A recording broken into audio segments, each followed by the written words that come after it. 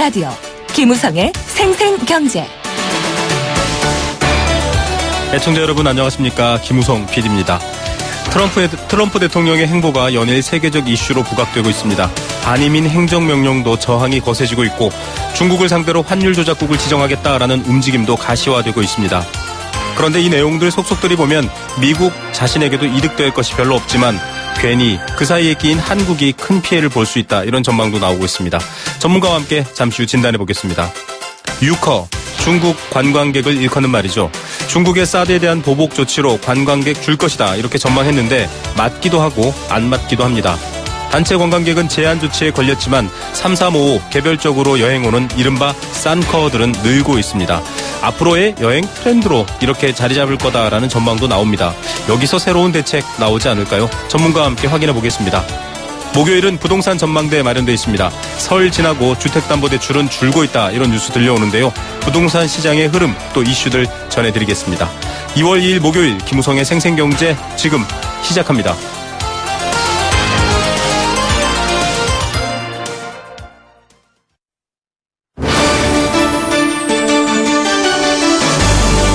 YTN 라디오 김우성의 생생경제.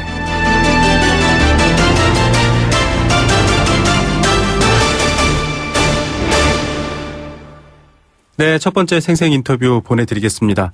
어제 인터뷰에서도 말씀드렸지만 우리나라 내부 사정뿐 아니라 무역 질서 또 전 세계 질서가 어떻게 변해가는지는 아주 중요합니다. 트럼프 미국 대통령 연일 화제의 중심에 서 있습니다. 환율 전쟁에 대한 포문도 열었습니다. 즉 돈의 가치를 인위적으로 만져서 불리하게 했다, 공정하지 못하게 했다, 이런 게 바로 트럼프 대통령의 주장입니다. 중국, 일본, 독일 등 대미 무역 흑자 국가들을 지금 싸잡아 비판하고 나섰습니다.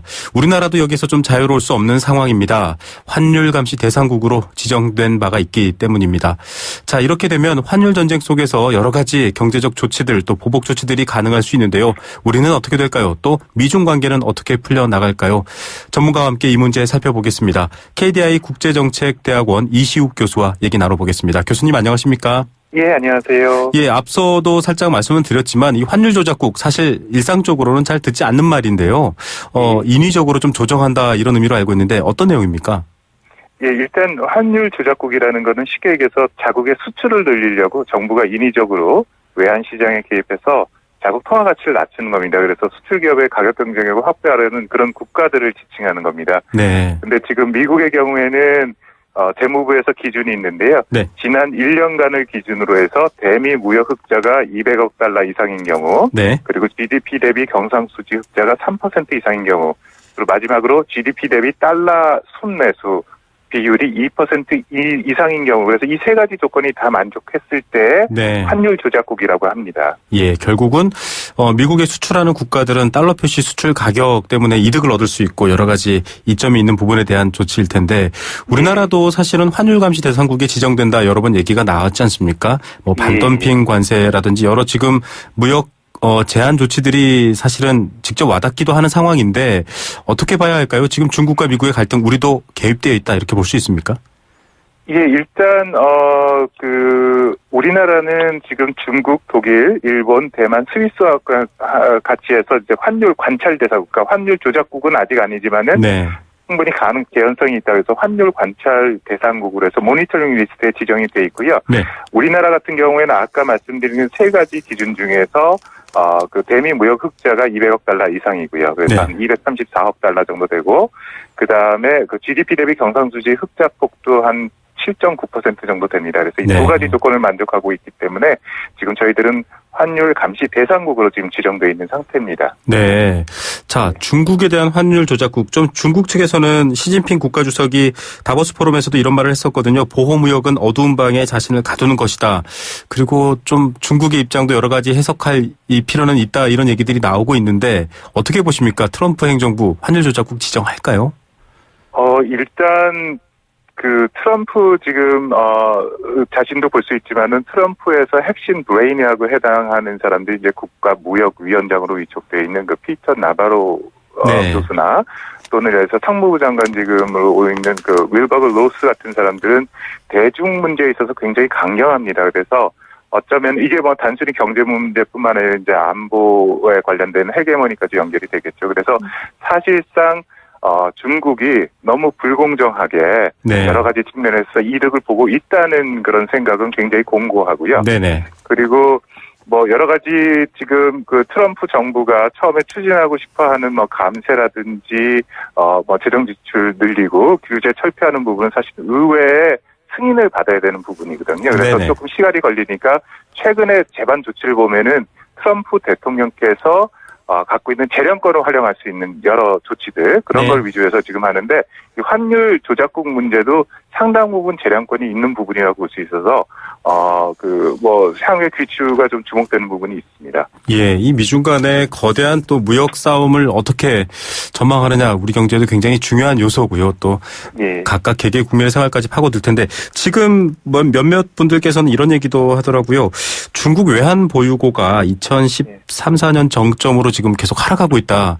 외환 보유고가 줄어들고 있는데 환율 조작국 지정이다. 이건 좀 앞뒤가 안 맞지 않느냐. 트럼프의 억지다. 이런 얘기도 있던데요. 근데 워낙 과거부터 막대한 지금 보면은 한 3,600억 달러 정도의 무역 수지 흑자가 지금 대미에 네네. 대해서 나고 있고요. 그러니까 이게 전체적으로 외환 보유고가 줄어드는 거를 떠나서 네. 이 무역 수지 흑자의 부분이 너무 크다라는 게 사실은 미국의 가장 큰 문제의식이고요. 네네. 예. 기본적으로 그렇게 생각하시면 됩니다. 1등하는 사람이 네. 2등하는 사람이 이렇게 같이 경쟁하는데 막 계속 시험 보는데 컨닝도 하고 치팅도 하고 막 이러면은 네네. 아무래도 1등하는 사람들 견제하려는 심리가 생길 거 아니에요. 그러니까 네. 그거랑 비슷하다고 보시면 되겠습니다. 예, 엄밀한 기준에 대한 문제, 환율 조작이냐 아니냐에 대한 문제보다 말씀하셨던 것 같은 어떤 여러 가지 무역상의 어떤 균형 문제도 있는 것 같은데요. 네. 일단은 지금 무역 적자 때문에 환율 조작국 지정 요건을 바꿀 수 있느냐, 사실 이거 네. 자체도 좀 자의적이다 이런 비판이 있긴 한데요. 네. 자유무역협정 협상보다는 환율 조작국 카드가 좀 쉽게 이 균형을 지금 바꿀 수 있는 그 도구 아니냐 이렇게 보고 있습니다. 예. 좀 바뀔까요? 어떻게 보십니까? 저도 사실은 이 부분에 대해서 조금 판단하기 어렵습니다. 그러니까 일단은 이게 무역촉진법의 7장에 규정이 되어 있는 부분인데요. 네.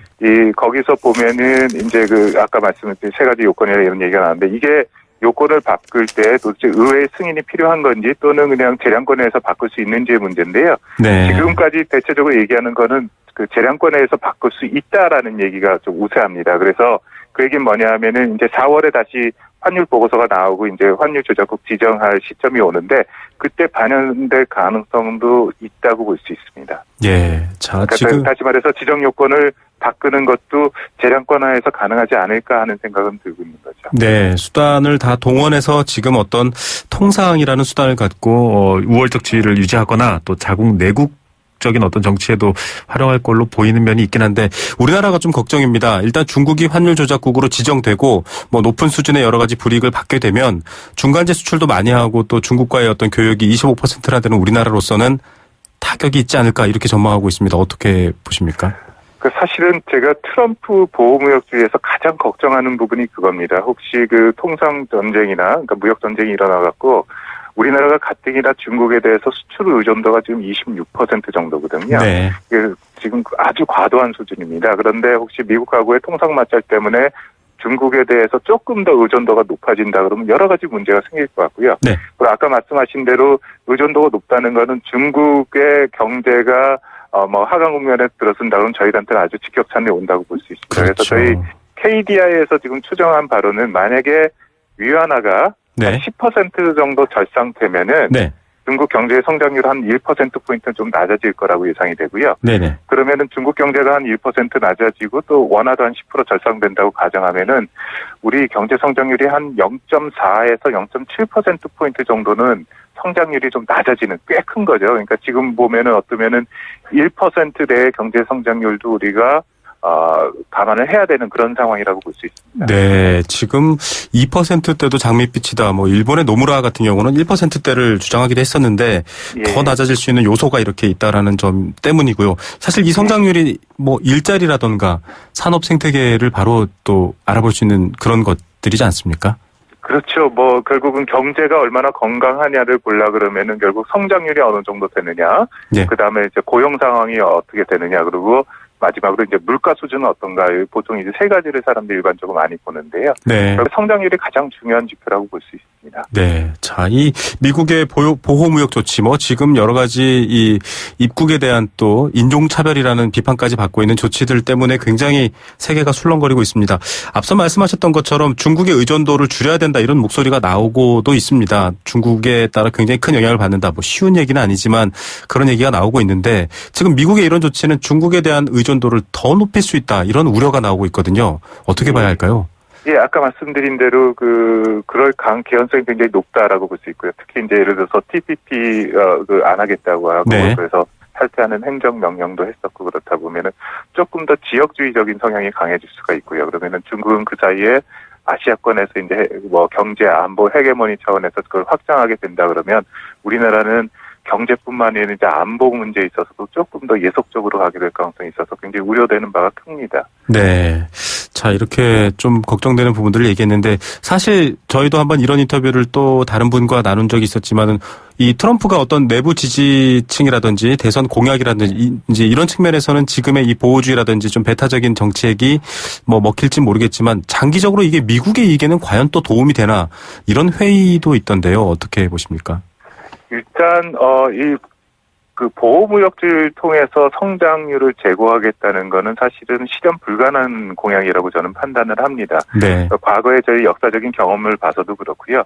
예를 들어서 단순히 지금 얘기하면 보호무역을 해서 국내 고용도 창출하고 투자도 늘리겠다는 건데 네. 원래 고율의 관세를 부과하면요. 네. 결국은 소비자들이 사야 되는데 비싸지는 거잖아요. 그러니까 소비자 부담도 그렇죠. 증가하고 또 네. 물가도 올라가고 기업들은 또 중간재를 해외에서 값싸게 갖고 왔던 거를 이제 고율의 관세를 해갖고 돈을 더 내게 되니까 네. 기업 경쟁력도 하락되고요. 그러다 보면 이제 투자도 못하고 이래서 전반적으로 오히려 지금 트럼프가 얘기하는 거랑 이제 반대로 오히려 고용도 감소하고 경제 활력이 줄어들 가능성이 굉장히 있다고 보고요. 네. 또 하나 말씀드리면은 지금 중국이나 몇 개의 특정 국가에 대해서 무역 보복을 해갖고 관세를 높인다 그러면은 네. 그게 국내 고용 창출로 이루어지는 게 아니라 그냥 중국에서 수입해 왔던 게 다른 나라에서 수입해 오는 식으로 해서 그냥 무역이 타 국가로 그냥 이전되는 효과가 있지 실제적으로 국내 경제에는 그렇게 큰 효과가 없을 가능성이 높다고 볼 수 있습니다. 그래서 네. 보통 경제학에서는 경상수지 축소하는데 가장 좋은 해법은 국내에서 저축을 늘려라. 네. 그리고 생산성 향상을 하고 인적 자본을 투자해서 무역 시장에서 경쟁력을 높여라. 이게 그냥 가장 원초적이고 가장 직접적인 방식이라고 볼 수 있습니다. 예. 근데 지금 트럼프 정부는 좀 이상한 방향으로 사실은 네. 접근하고 있다고 볼 수 있죠. 예, 단순하게 중국에 있는 아이폰 공장을 가져오고 멕시코에 있는 포드 공장을 자궁대로 가져오겠다. 이런 계산이지만 사실상 그렇게 되지 않을 가능성이 더 커 보이는 얘기고요. 다른 나라들도 좀 대응을 하고 있을 텐데 일단 지금 우리나라 내부 상황은 좀 복잡하거든요. 당장에 좀 타격과 충격을 줄일 수 있는 대응, 외환 보유고 관리라든지 모니터라든지 필요할 텐데 어떻게 해야 할까요? 통상적으로 이제 외환 보유고 문제를 요즘 많이 말씀을 하시는데요. 네네. 저희 지금 외환 보유고가 한 3,700억 달러 정도 수준이 되는데, 네.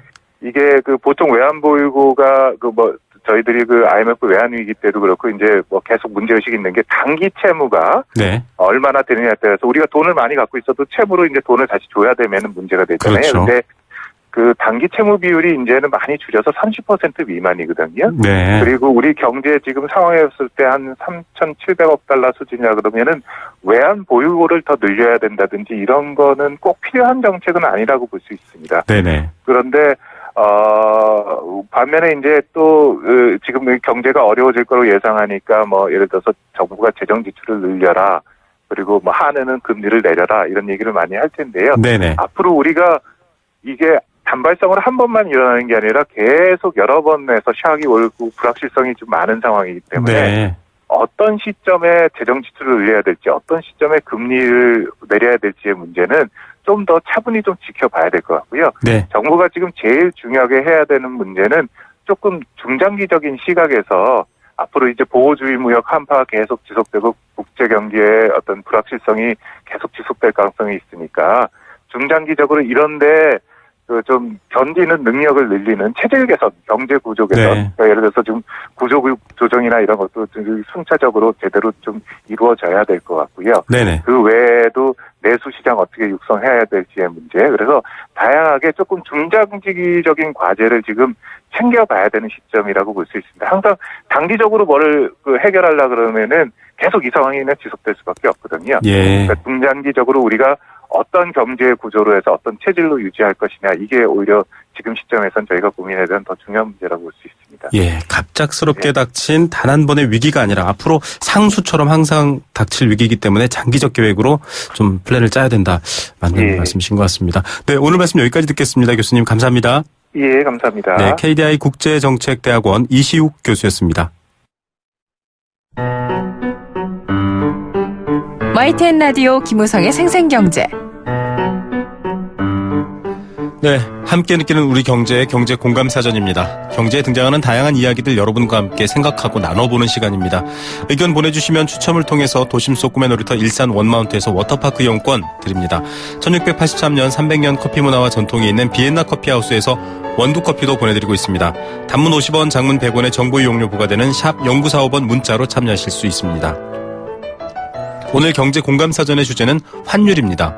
앞서 인터뷰에서도 나왔지만 미국을 비롯해 각 나라들이 자국 산업을 보호하기 위해 보호무역을 강화하면서 함께 떠오르고 있는 이슈가 바로 환율입니다.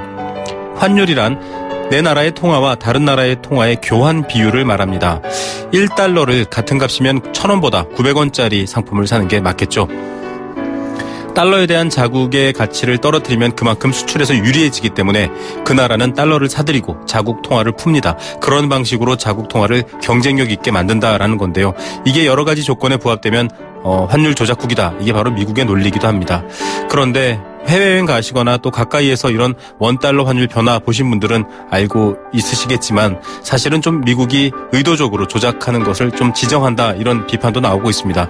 또 중국 역시 그런 혐의를 완전히 벗지는 못하고 있는 상황이기도 합니다. 문제는 이런 것들이 한국 경제 또 경제를 살아가는 많은 분들에게 큰 피해로 다가올 수 있다는 건데요. 여러분들은 환율 어떻게 생각하십니까? 여러분들의 의견도 함께 들어보겠습니다.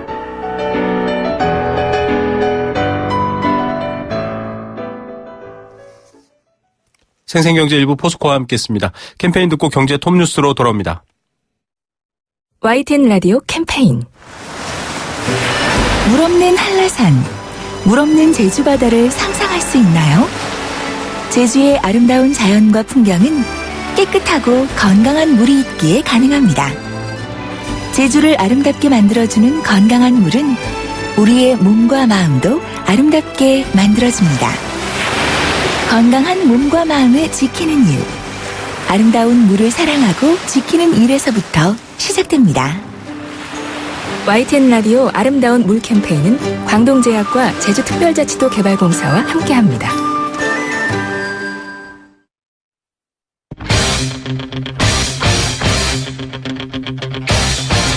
지금 가장 뜨거운 경제 소식. 경제 톱 뉴스. 네, 이 시각 주요 경제 뉴스들 전해드리겠습니다. 소비자 물가 또 이로 인한 체감 물가 계속 오르고 있다는 소식입니다. 그래서일까요? 경제 고통지수가 올라간다라는 얘기인데요. 앞부분에 준비해뒀습니다.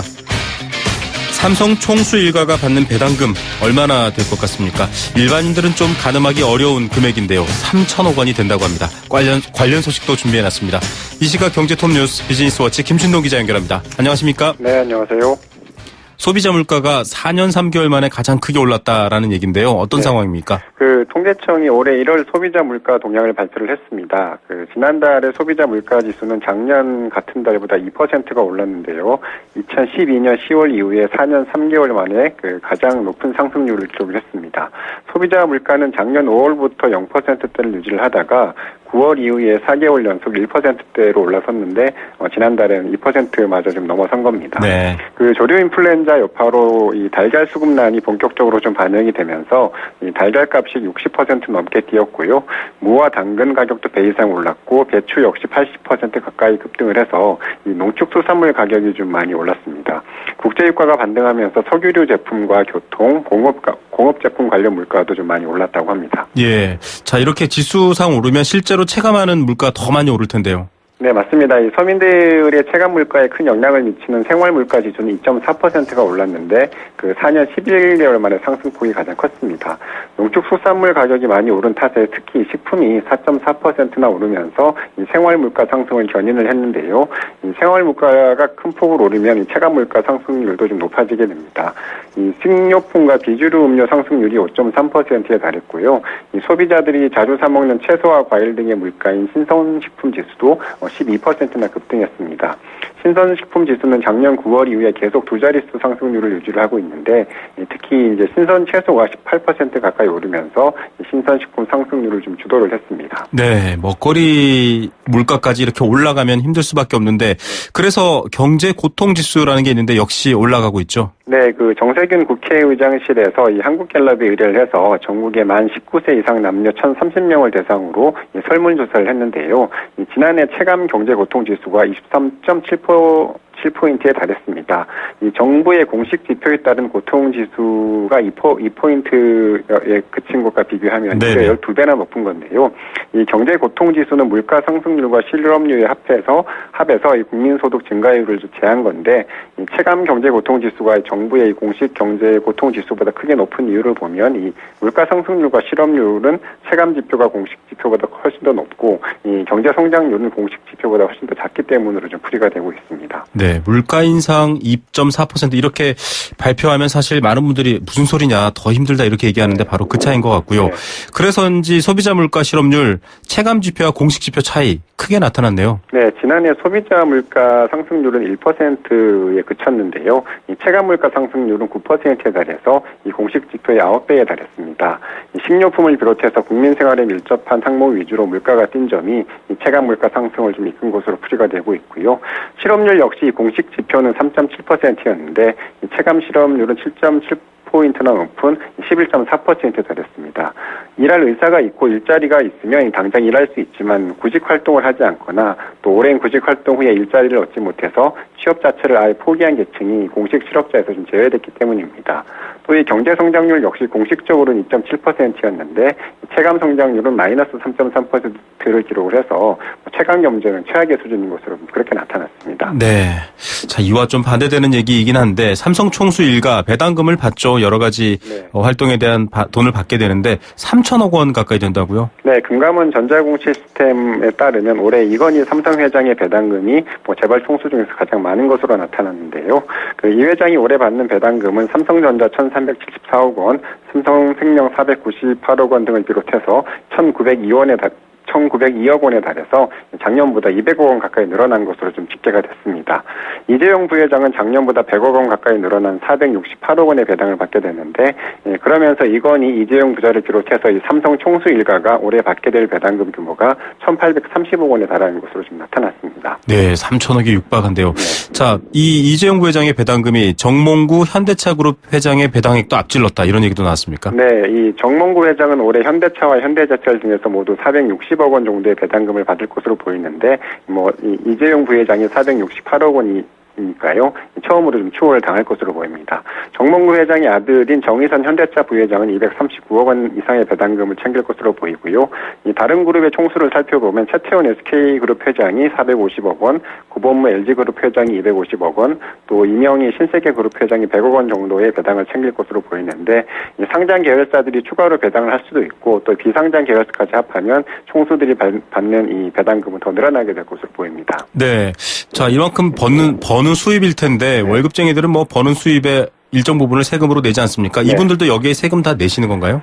그런데 세금 혜택을 받는 건 더 늘어나고 있다고 하는데요. 네. 이 김종민 더불어민주당 의원이 국세청에서 받은 자료를 좀 분석을 했더니 이 배당 소득자의 세금 부담을 덜어주는 이 배당 소득 증대세제가 지난해 좀 처음 시행이 되면서 세금 혜택을 더 많이 받게 되는 것으로 그렇게 나타났습니다. 네. 이 제도가 시행되면서 이제 배당 소득을 종합소득에 포함하지 않고 좀 분리과세가 좀 가능해졌는데요. 네. 그러면서 이 배당 소득에 대한 감세 규모가 최대 900억 원에 달하고 이 배당금이 100억 원이 넘는 13명의 경우에는 1인당 감세 혜택이 평균 21억 원에 달하는 것으로 좀 집계가 됐습니다. 네. 배당금이 10억 원에서 100억 원 사이 소득자는 1인당 평균 3억 원 안팎의 감세 혜택을 누린 것으로 나타났는데 기획재정부가 지난해 이 세법 개정 과정에서 감세 규모를 줄이는 쪽으로 제도를 좀 바뀌긴 했는데 과세 형평성에는 좀 문제가 있는 게 아니냐 이런 지금 논란이 막 계속 나오고 있습니다. 네, 지금 연말정산하신 월급 생활자분들 이번에 지금 결과 보실 텐데 이 뉴스 보시면 참 답답하겠다 이런 생각도 듭니다. 쇠고기 자급률이 밑돌았다. 이것도 어떤 뉴스입니까? 네, 그 한국농촌경제연구소의 이 연구원의 보고서에 따르면 지난해 쇠고기 자급률 추정치가 37.72%로 집계가 됐습니다. 쇠고기 자급률은 우리나라의 쇠고기 총 소비량 중에서 국산 소비량이 차지하는 비중을 말하는데 자급률이 40% 아래로 내려간 건 2003년 이후에 13년 만에 처음이라고 합니다.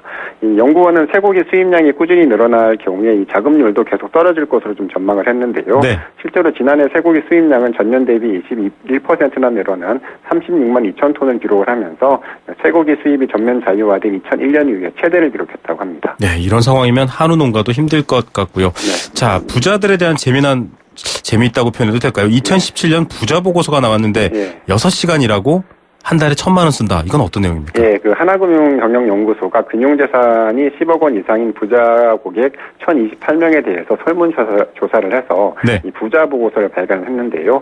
이 보고서를 보니까 이 부자들의 월 평균 소득액은 2,326만 원, 또 지출액은 970만 원으로 집계가 됐습니다. 작년 3분기를 기준으로 일반 가계의 월 평균 지출액이 342만 원 정도였으니까 이보다 3배 정도 많은 겁니다. 네. 일단 뭐 돈을 쓸 시간이 일반인보다 많았는데요. 이 부자들의 평균 근로시간은 6시간에 불과했고 하루 7시간 이하로 일하는 비중이 56%에 달했습니다. 9시간을 초과해서 근무하는 부자는 20%에 그쳐서 그 비율이 40%가 넘는 일반인들과 비교하면 좀 차이가 좀 컸습니다. 자, 하루 6시간 근무, 월급 2,300만 원. 예, 꿈 같은 얘기네요. 오늘의 톱뉴스 어떤 거 고르시겠습니까? 네, 이 경제의 고통지수 기사를 꼽고 싶은데요. 이 체감 지표로만 보면 우리 경제가 성장률은 마이너스고 물가는 급등하는 스태그플레이션 상태가 좀 돼 있는데 네. 이 정부가 이 공식적인 지표에만 매달지 말고 실제 체감 지표 개선에도 더 많이 신경을 써야 될 것 같다 이런 생각을 좀 들었습니다. 네, 오늘 뉴스 감사드립니다. 네, 감사합니다. 비즈니스워치 김춘동 기자였습니다.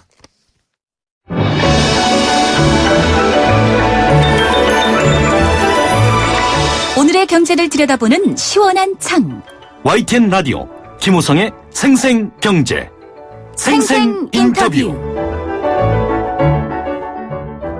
네, 두 번째 생생 인터뷰 보내드리겠습니다. 불과 몇 달 전만 해도 최대 규모의 치맥 파티 보도해드렸고요.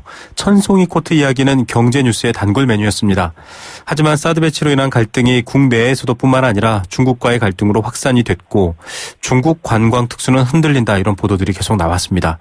수출에서도 마찬가지인데요. 중국의 합법적 테두리 내에서의 견제와 보복 연일 계속되고 있습니다. 이번 춘절도 그래서 중국 관광객 특수는 없을 거다 이런 의견들이 나왔는데 뚜껑을 열어보니 조금 달랐습니다. 유커 대신 싼커 즉 개별적 관광객들이 꽤 많이 들어왔고요. 수를 비교해보니 작년 춘제보다 더 많다 이런 보도도 나오고 있습니다. 어떤 맥락 또 어떤 생각할 점들이 숨어 있을까요? 전문가와 함께 이야기 나눠보겠습니다. 한양대학교 관광학부 이훈 교수 전화로 연결합니다. 교수님 안녕하십니까? 네, 안녕하세요. 네, 지금 사실상 사드 이후로 한중이 좀 틀어졌다 이런 얘기가 나오고 있고요. 네. 여행에 대해서도 중국 당국이 직접적으로 제한 조치하고 있다 이런 얘기가 나오고 있는데 네. 좀 관광산업 어떻습니까? 우리 괜찮을까요? 예, 여러 가지 그 영향이 있긴 있습니다.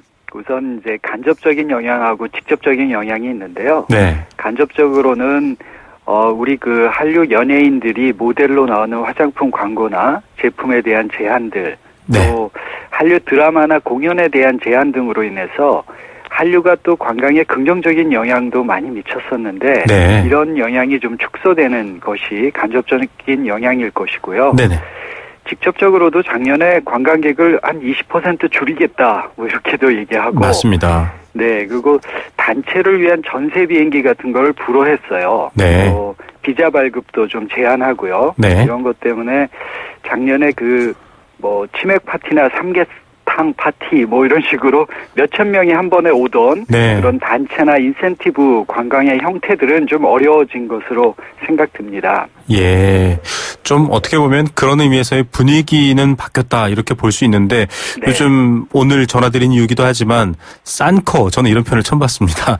약간 네. 중국 관광객하고 이미지는 어울리는 것 같은데 뭐 흐틀 산자에다가 여행객 할 때 객자 써서 싼커라고 네. 하는데 중국 이 관광객들의 관광 욕구나 또 형태가 좀 달라졌다 이런 느낌 같아요. 어떤 이야기입니까?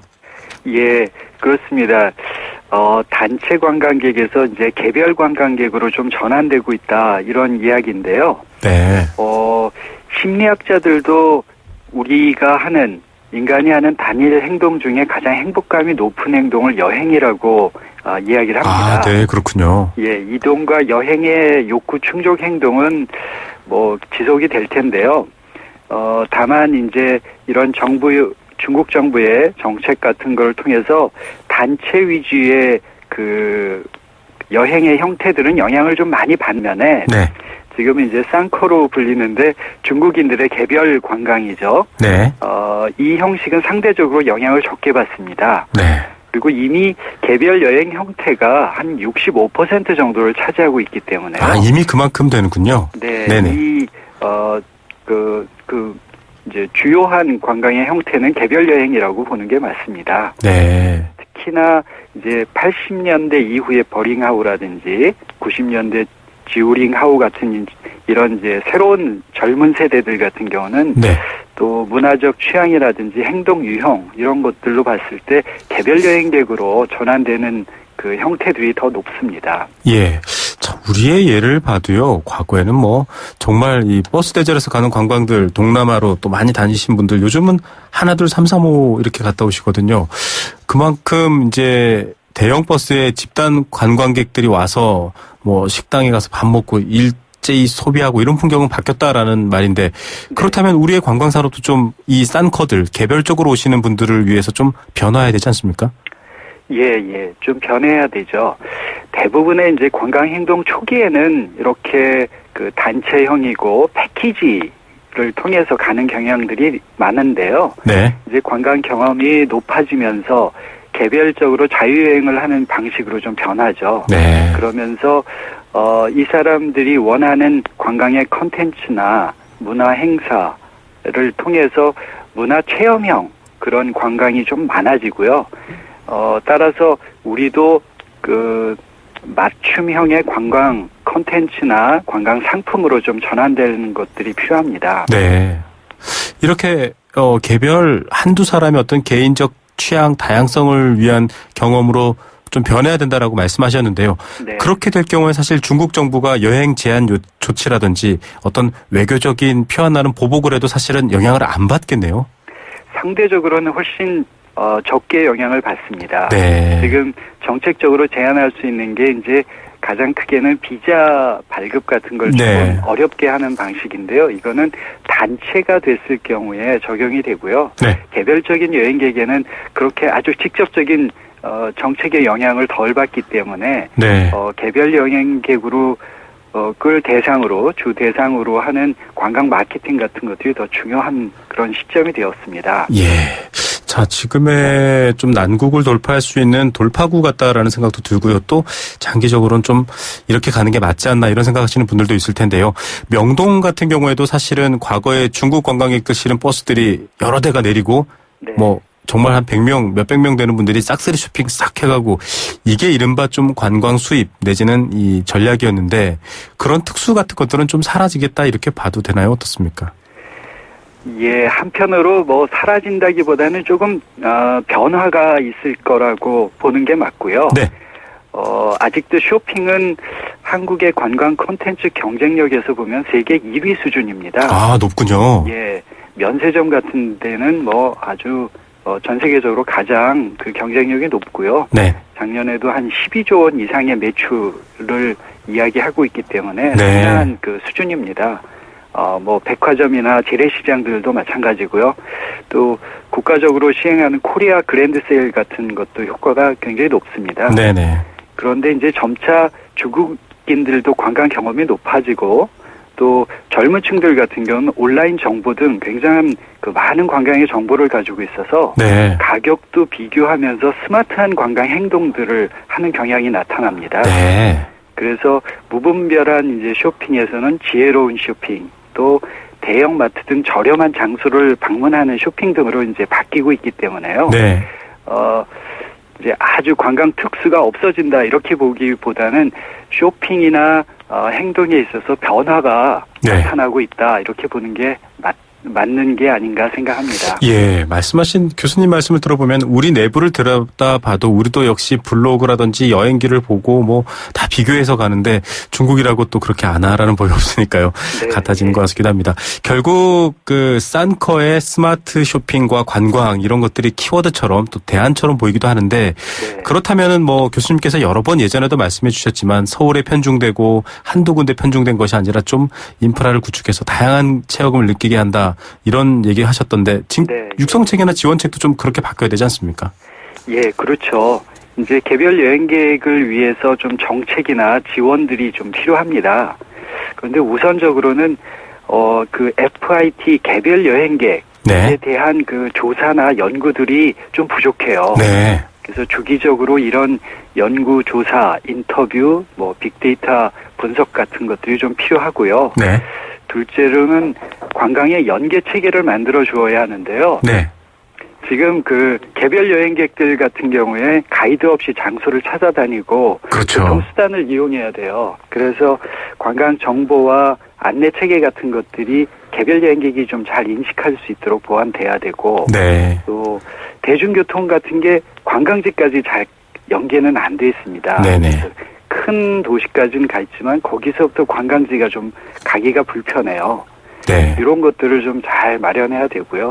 관광 교통 패스 같은 거 요즘에 좀 개선을 하고 있는데 이런 걸 좀 잘 만들어서 관광객이 잘 사용할 수 있도록 하는 거 굉장히 중요하다고 생각을 합니다. 예, 개별 관광객들이 와서 혼자서 정말 스마트하게 관광할 수 있는 여건을 만들어 놓고 또 새로운 활로를 찾는 것 이런 것들도 좀 중요할 것 같습니다. 자, 예, 앞으로도 좀 이런 부분들이 새로운 도전과 또 기회가 됐으면 좋겠다 이런 생각도 드네요. 오늘 말씀 감사드립니다. 네, 예, 고맙습니다. 네, 한양대학교 관광학부 이훈 교수였습니다.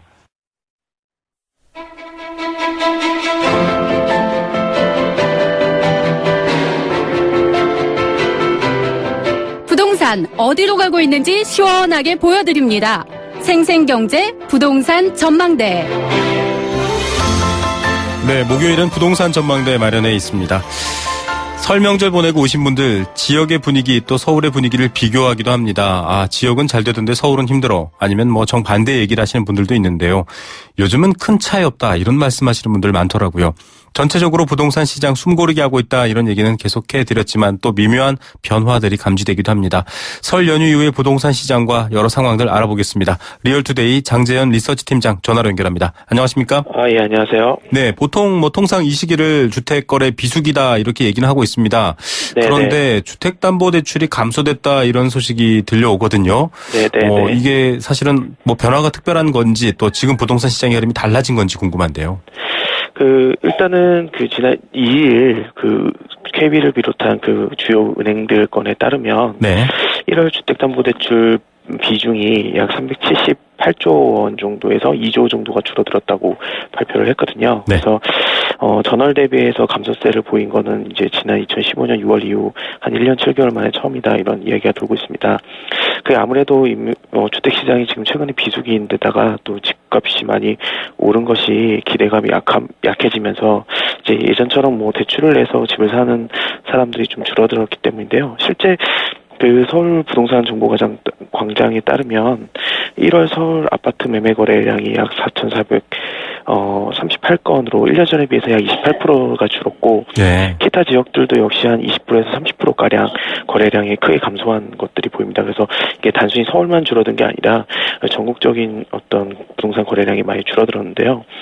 여기에다가 이제 미국의 어떤 금리 인상을 앞두고 은행권의 대출 규제가 좀 본격적으로 시행되면서 아무래도 이제 금리가 오르고 이제 대출 규제가 시행되다 보니까 아무래도 이런 영향으로 또 거래가 끊기다 보니까 이 주택담보대출 비중이 좀 줄어든 게 아닌가 이렇게 보고 있습니다. 예. 네, 지금 뭐 말씀하셨던 것처럼 금리라는 상황이 뭐 여러 가지 이 빚을 내서 집을 사는 사람들에게 행동에 영향을 줄 수 있을 텐데 네네. 시중금리, 시장금리라고도 하고요, 가상금리라고도 하는데 네네. 계속 오르고 있거든요. 지금 네네. 뭐 고정금리는 비율이 아주 많이 올라갔는데 네네. 이 여러 가지 대책 이후로 좀 대출에 대한 부담감이 커졌고 이게 결국 부동산 시장에 영향을 미치고 있는 건가 이렇게 봐야 될 텐데 어떻습니까? 굉장히 크게 미친다고 볼 수 있거든요. 결국에는 이제 정부의 규제보다는 오히려 은행권의 규제 그리고 금리 상승이 실제 시장에 영향을 많이 미치는 것 같고요. 특히 지금 은행연합회 자료를 보면 지난해 9월부터 이제 저희 대출금리 주택담보대출의 금리의 기준이 되는 그 코스픽스 금리가 네.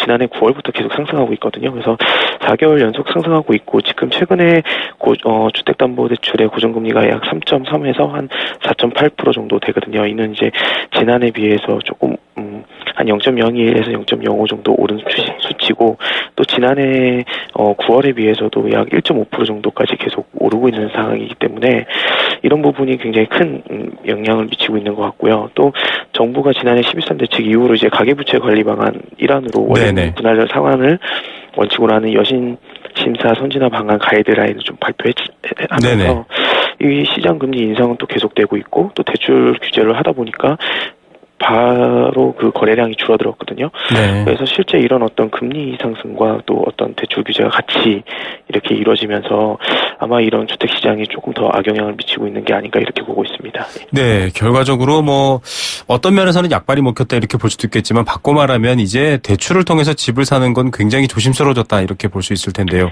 네네. 그런데 이제 좀 부유층에 관련된 뉴스를 보면 약간 좀 반대 얘기로 가는데 좀 고소득층, 이 부유층들은 부동산이 오히려 늘었다 이런 뉴스도 나와 있거든요. 이건 어떤 얘기입니까? 지난 2일 KB 하나은행 및 뭐 하나금융연구소가 어떤 자료를 하나 발표를 했는데요. 그게 이제 금융자산 10억 원 이상 되는 PB 고객들을 대상으로 한 설문조사입니다. 여기서 이제 10억 이상 되는 어떤 그 부유층들의 어떤 부동산 비중이 49.8% 정도로 한 2.7% 정도가 전년에 비해서 좀 올랐는데요. 특히 이제 강남 상구에 있는 어떤 자산가들의 부동산 비중은 약 53% 정도로 지난해에 비해서 한 3.2% 정도가 커졌습니다. 늘었네요. 예, 그리고 이 부동산 종류별로 보면 이제 주택이 아니라 오히려 상업용이 43%로 가장 높았고, 그리고 거주용 부동산이 한 30%, 토지가 한 15% 정도가 됐고요. 그다음에 상업용에서는 이제 상가가 55%로 가장 많았고, 오피스텔이 한 22% 정도로 해서 임대 수익을 받을 수 있는 어떤 투자용 상품들의 자산 비중이 굉장히 높다는 걸 알 수 있었습니다. 반면에 이제 투자 목적의 주택의 경우에는 중소형 아파트나 뭐 대형 아파트, 오피스텔 순이었는데요. 아무래도 이게 총 자산 규모가 클수록 이제 부동산 자산의 어떤 비중이 상업용 부동산의 비중이 굉장히 높은 걸 볼 수 있었고요. 또 올해에도 아마 주택 시장 전체가 아마 그 하향이나 혹은 보합세를 유지할 것으로 보이는 상황이기 때문에 올해도 역시 이제 이런 상업용 부동산의 어떤 비중이 좀 더 늘어나지 않을까 이렇게 전망되고 있습니다. 예, 임대업자가 꾸민 초등학생 이야기 이런 뉴스가 최근에 나온 적이 있는데 결국 좀 뜯어봤더니 결국 임대업 얘기였군요. 예, 하나금융경영연구소에서 발표한 하루 6시간이라고 한 달 2,300만 원 버는 분들의 이야기 저희도 앞선 뉴스에 소개해드렸는데요. 예, 이렇게 됐습니다. 이번 주 다음 주 좀 눈여겨봐야 할 부동산 이슈들 있을까요? 일단은 지금 최근에 가장 주목해볼 분이 대선 주자들이 지금 나오면서 이제 부동산에 대한 이슈들을 지금 던져놓고 있는데요. 특히 지난주 같은 경우에는 그 거래세를 낮추고 보유세를 증가한다는 어떤 주장들이 나오고 있습니다. 특히 이제 부동산 보유세가 어쨌든 뭐 국제적 기준에 비해서 낮다고 보고 있고, 뭐 보유세의 어떤 재산세율이 상대적으로 낮기 때문에 거래세율은 높은 반면에 재산세율이 낮으니 보유세를 좀 늘리자라는 시장들이 굉장히 주장들이 많이 나오고 있어서 이런 부분들이 과연 이제 앞으로 어떻게 정책에 반영이 될 것이고 또 누가 되냐에 어떤 분들이 이제 대선 주자 중에 좀 주요 대선 주자들로 나서는 분들이 이런 어떤 세금이나 부동산 정책에 대해서 이야기들을 조금씩 하고 있기 때문에 이런 부분들이 좀 앞으로는 어떤 부동산에 관심 있으신 분들은 이런 분들 좀 주요하게 좀 봐야 할 사항들인 것 같고요. 또 2월 이후에 이제 분양 물량들이 약 한 2만 가구 정도가 예정이 돼 있기 때문에 실수요자들 입장에서는 이제 높은 전셋값에 피해서 집을 사느냐, 아니면 금리 상승이나 혹은 이런 어떤 대출 규제가 계속 진행되고 있기 때문에 주택 매입 대신에 그냥 전세로 계속 유지하느냐, 이런 부분들도 아마 다음 주에 어느 이슈로 좀 떠오르지 않을까, 이렇게 생각이 됩니다. 네, 다음 주 이슈에서 저희가 한번 또 여쭤봐야 될 것 같고요. 네. 이 정책 변화를 좀 민감하게 잘 살펴보시는 게 중요할 것 같습니다. 오늘 말씀 감사드립니다. 예, 고맙습니다. 네, 리얼투데이 장재현 리서치 팀장이었습니다. 크리네어 테크. 크리네어 테크 집중기, 주물 작업, 연마 작업, 페인트 작업, 분진가스, 냄새, 연기 작업장 분진. 이 세상에 못 없애는 분진이 어딨어. 크리네어 테크 기술력이 끝내줍니다. 크리네어 테크. 크리네어 테크 집중기.